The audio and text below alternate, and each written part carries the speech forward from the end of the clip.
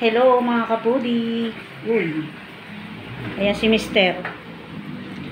At ang kanyang ulam ay leftover adobong manok na may kangkong, piritong tilapia at piritong daing na bangus. Ang mahal ng bangus ngayon dahil may bagyo. At syempre, ito po ang ating star of the day. Ang roho to, di ba? No? Roho na sweet and sour, pero hindi po siya pinya. Manggang hinog. Ayan. So, ayan mga kapudi, samahan nyo ako magluto ng sweet and sour using manggang hinog. Ayan. Napakasarap po. Bagay na bagay po sa sweet and sour. Ayan mga kapudi, meron tayo ditong isdang common o roho, yung tawag nila. So, ito bigay lang ni Tito niya. Ayan, nakapakalaki oh. Siguro ano to, 1 kilong mahigit. Para na rin siyang bangus. Pero actually, matinik po siya. Pero masarap yan, yung iba kinakaldareta. At piniprito tsaka ikakaldareta. So ngayon, ay ipakikita ko sa inyo bagong recipe ang gagawin natin. So lilinisin ko muna, hindi ko na po pakikita kung paano. Dahil, ayan, alam naman ng iba kung paano ang paglilinis ng isda at kanya-kanya po tayong paraan. So ayan, linisin po muna natin. Tapos ko na linisin mga kapudi at hinati ko sa 4. Bahala kayo kung ilan ang gusto nyo. At napansin nyo ay hiniwa-hiwa ko ng paganyan. Dahil matinik po yan. Ang tinik pa naman niya ay maninipis na mahaba.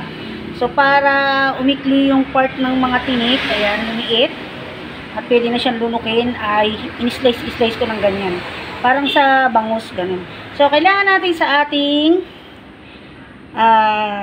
sweet and sour na isdang roho using ito, ayan, manggang piko. Titingnan yung ganyan yung manggang piko pero matamis na yan. Yan po ang pinagkaiba ng manggang piko sa ibang klase ng mangga. Yun pong pagkaasim niya pag hilaw ay hindi nangangagat ang pagkaasim dahil manamis-namis siya. Ayan. Yan, matamis na yan. Kaya ako alam, natikman ko na. So, ayan, bigay po ng aking anak. At ito, si Andrea, yung panganay ko po. Ito, yan. Kailangan natin ng 3 sibuyas na pula. Pwede rin yung puti, pero mas masarap dyan para sa akin yung pula. At 2 bell pepper. At syempre, asukal at saka sukang paumbong. So, hindi ko na napakita sa inyo. Yan. Ito na po yung huling batch na pipirituhin ko, yung ulo. Yan, yung bandang taas na part ng isda. Yan, last na po yan dahil naipirito ko na po yung 3 piraso. Hindi ko pa nga po na-center kasi yung dalawa ay nandun sa kabila niya. So, nung naluto na yung dalawa, ayan, siya yung natira kaya nakagilid siya. Ngayon, hindi ko naman agad mabiling dahil didikit, hindi pa siya ganong luto. So, ito yung kasamahan niya. Tapos, nakaready na yung aking sukang paumbong. Pwede naman kahit anong suka. So, mas prefer kong gamitin ang sukang paumbong dahil manamis-tamis siya ng konti. So, ito kailangan natin bell pepper 2. Pwede ring may green. Haluan nyo kung gusto nyo. At, ayan, sibuyas na pula, 3 alanganin lang yung size niyan. So, nasa sa inyo kung gusto nyo yung malalaki. Kaya lang, dahil bumabagyo, mahal po ngayon lahat ng ating sangkap. At ito lang ang libre, yung bigay ng mangga. Ayan, hinog na. So, ginawa kong 2 yung mangga para marami-rami yung ang gagawin kong mangga doon sa ating sauce. At syempre, kailangan natin ng harina, bechin, optional, at pamintan durog. Hindi ko na pakikita, mamaya na lang pag niluto ko na. Tayo dito konting mantika at isutay natin yung ating sibuyas at bell pepper para lumabas yung aroma at yung flavor niya. So, saglit lang. Kasi para hindi naman ganun kalanta yung ating sibuyas. Saka may iba yung lasa niya pagka siya toasted.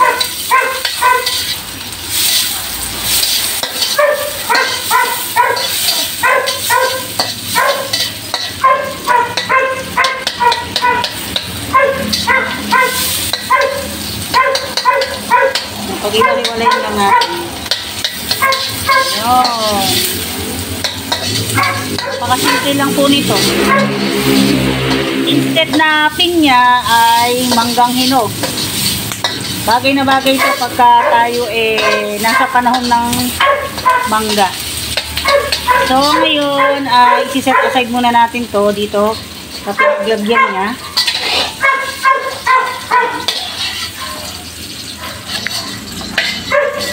Yan. Okay lang na ma-oil.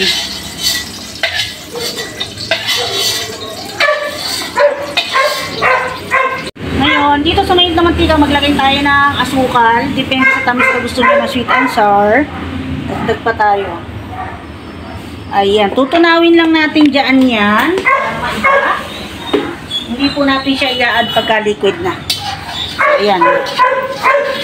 Tunawin natin sa mantika ang ating asukal. Caramel. Yan ang pagkakaiba ng paiinitan muna natin ng ating sugar. Nag-aamoy caramel siya. Make sure lang na halo tayo ng halo dahil masusunog. Tapos i-add na natin tong ating mangga. Yan. Yan.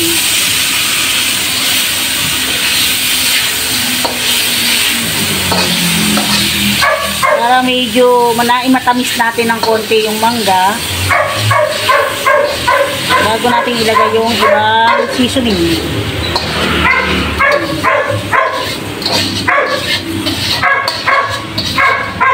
Saka natin ngayon ibalik yung sibuyas at saka bell pepper na inalis natin. Nakita nyo yung juice ng mangga lumabas na. Pero wag natin siyang patagalin kasi matutunaw yung mangga natin. Hindi gaya ng pinya na talagang medyo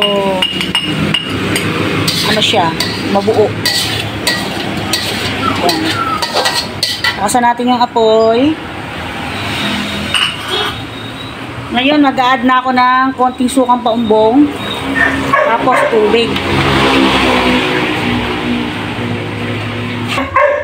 Ilagay tayo ng paminta, depende sa gusto ng dami.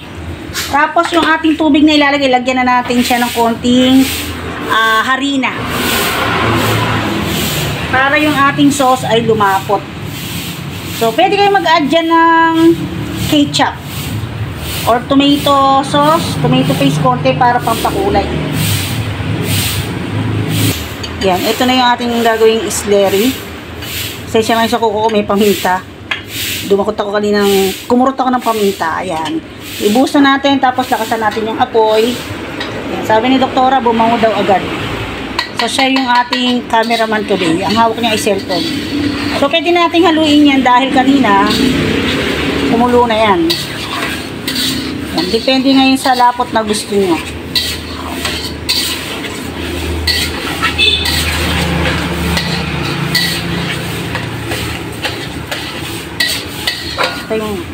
Add tayo ng konting toyo para sa kulay at additional alat. Kung wala kayong ketchup, toyo na lang or food color optional. Ayan. Tapos okay na siya. Kung gusto niyo ilagay yung isda dyan ng ganyan ay pwede. So antay lang natin translucent pa yung ating sauce para hindi lasang harina. So dagdag pa tayo ng toyo. Simutin na natin, sayang. So eto na yung ating mga peritong isda. Dahil yung mga anak ko ayaw niya nang hinahalo yung peritong isda sa sauce, kailangan nakabukod lang dahil mabababad at lalambot. So ayan, yan na yung ating pinaka sweet and sour using hinog na mangga. Ayan.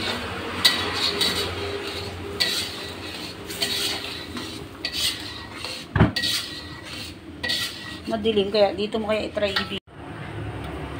Dulog natin yung ulo at yung buntot. So, itinira ko yung dalawang gilid para doon sa dalawang bagets. Ayan. Sarap yan. Bilingin natin agad para naman ma-absorb nila yung sauce. Ayan. So, kagandahan pag perito yung isda. Hindi agad siya madudurog. Kapatay na yung apoy ng kabila.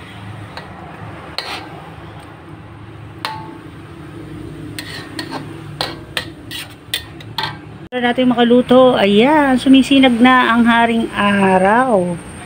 Ayan, Diyos ko. Isang linggong mahigit na umuulan. At ano napansin nyo mga kapudi? Marami ng sagingan dito sa may gilid namin. Diba? Dati wala yan. Ngayon naman po ay tikman ni Mister. Tikman mo, sakit sa gusto mo. Parang nang hold up na rin eh, no? Ayan, syempre tikman mo. Kundi outside di ko lang buka. Ayan.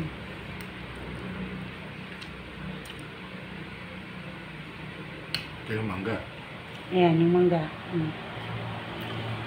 Manggang hinog. Manggang piko. Sarap. Siyempre, sasama natin ng patis na may sili. Ayan, Nag-aagaw yung tamis at saka yung angang. sarap. Manamis-namis siya. Sweet and sour nga eh. Hindi naman maasim, sakto lang. Sakto lang yung tamis niya, saka yung alat. Pag sinawsawan. Ano sa tingin mo? Bagay yung manggang hinog sa sweet and sour? Masarap yung mangga. Kesa pinya, no? Kasi meron din naman mga kapudi na yung manibalang na mangga na, yun nga, medyo maasim-asim ng konti pero matamis. So, kahit hindi na kayo maglagay siguro ng suka pagka ganun. Tapos yan ang gamitin nyo. Ako, sarap. Saan ka parang galing? Namasada daw po siya mga kapudi. Mula kanina mga nakapila siya. Walang sakay. Kasi nga, may bagyo. Walang nasa galaan. Puro mga naka-stay at home. Buti nga, ano na maaraw na. And dahil sa sweet and sour, napaaraw natin. Ano nyo nga? Ayaw niya pa kainin kanina yan, no? Matinik siya. Hiniwa-hiwa ko na ng maliit eh. May tinik pa rin. Tinik talaga yan. Hindi. Kasi, di ba, napapanood natin sa mga Chinese cuisine, sa mga FB, ito talaga yung kanilang palaging niluluto. Yan yung marami silang isdang ganyan. So, napansin ko, ganyan. Pero, ini-slice nila ng marami sa gilid. Nalagyan nila ng gilid dahil para nga yung mga tinik lumiit. Tapos, yun yung favorite nga nila yan. Para bang kumbaga sa kanila sa atin palagang inuulam tilapia o bangus. Dun sa kanila, yan yung pinakamasarap na isda. Or baka dahil madaling hulihin. Tapos, ang laki, lumalaki ng malaking-malaki. Mas malaki yung niyan, yung kasama niyan. Bigay lang yan ni Tita ni Galing po siya sa Pinak at baha doon. Maraming nagtitinda ng ganyan. So, tetestingin namin bukas kung makakagawi kami doon, kung meron pang mabibili. Pero palagay ko, hindi sa Pinak yun. Sa isang kandaba, yung dinadaanan natin papuntang, anong daan yun? San Luis ba yun? Yan lang yun, sa paligid. Hindi, may nakahilerang mga, roho. Doon ko nakikitang maraming nagtitinda. Pag doon tayo sa kabila dumadaan sa San Luis, diretso. Doon ko nakikita maraming nagtitinda ng mga ganyan, yung malalaki. Ang hirap kumain pag maraming ulam Unahin ko.